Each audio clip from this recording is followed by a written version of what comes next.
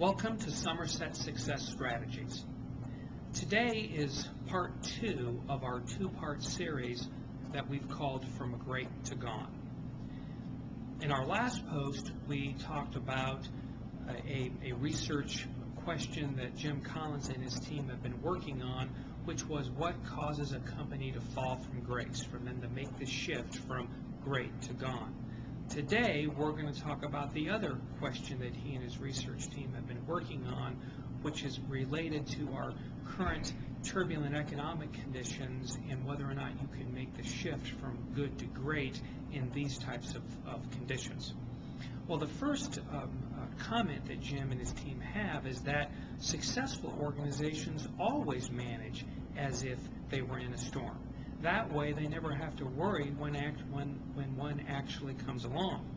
He shared with us a story about something that came out of an interview with one of the Good to Great CEOs, where the person bragged that they had predicted 11 out of the last 3 recessions. Well, the bottom line was that even though they only had a recession 25 to 33% of the time he predicted one, they were always ready for it. And this way, he was always prepared for these worst-case scenarios. So Jim's research team concluded that predicting the future was not the answer to surviving turbulence. And that's good news for you and I, because obviously predicting the future is something very few people can do. Now, in contrast, what Jim and his team discovered is that we need to prepare for what we cannot predict. It's the whole idea of risk management, and that's something that we have really lost sight of as a core corporate discipline, and a lot of what has caused the economic turbulence that we felt in the fourth quarter of 2008 really was an outgrowth of a failure to recognize the importance of risk management, worst case scenarios. We need to be able to build organizations that can adapt to whatever is thrown at them. We need to be fast, lean, flexible. We need to be very careful about our fixed overheads, and we need to always be managing for a worst-case scenario. Collins and his team contend that turbulent times are simply amplifiers.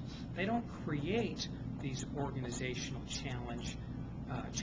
They simply amplify them, in that they're really hidden in times of high tides.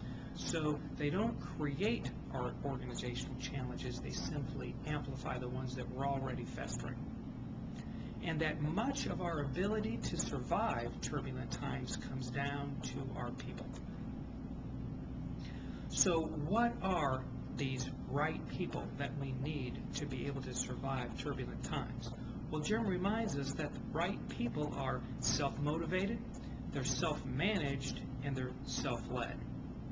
And that every manager needs to be able to answer the question of how many of your key seats are filled with the right question.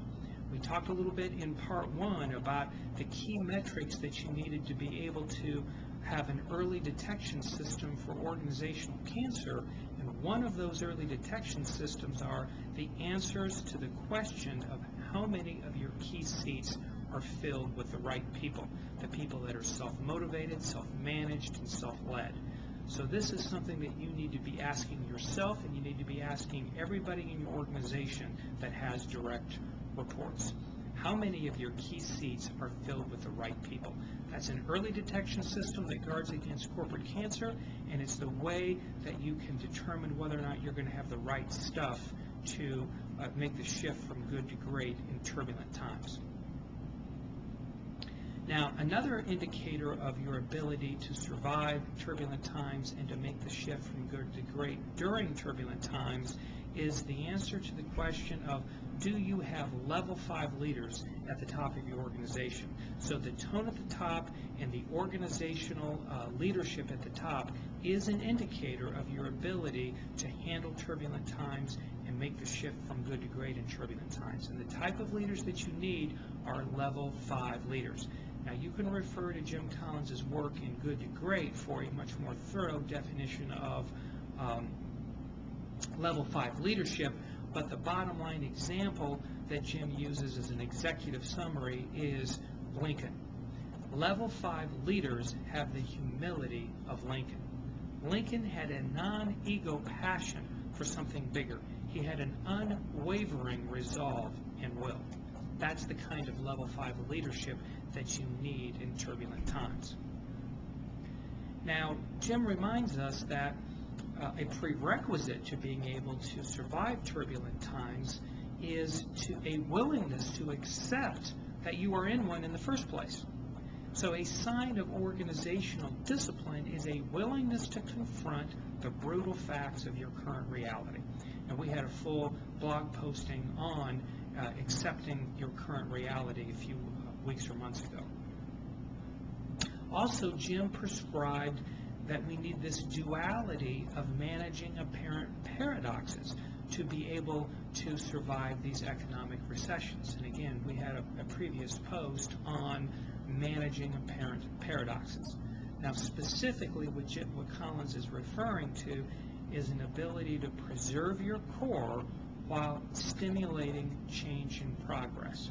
So that's the apparent paradox that you always have to be willing to manage, preserving the core while preserving change and progress. So you preserve the core by honoring and defending your organizational constitution. You stimulate progress by making sure that you stay on the balls of your feet as opposed to your heels. So you honor your constitution, yet you're always ready, you're always on the offensive, you're always aggressive. So you stimulate change by having a BHAG, a big, hairy, audacious goal, by having a vision, having this idea of this future that you're trying to create together, by having goals, by having an offensive plan, but making sure that you're addressing and managing risk. So it's managing these apparent paradoxes of this combination of speed and risk management at the same time, not choosing one or the other. We had a post a while back about lessons from the octagon, where we talked about controlled aggression and protecting yourself at all times as being a couple of success principles. Collins reminds that of us right now. So these were the thoughts that Jim and his team had in terms of how can we make the shift from good to great in turbulent times, how can we survive turbulent times, and we would like to know what your recipe is for surviving turbulent times. We would love to hear from you. Thank you.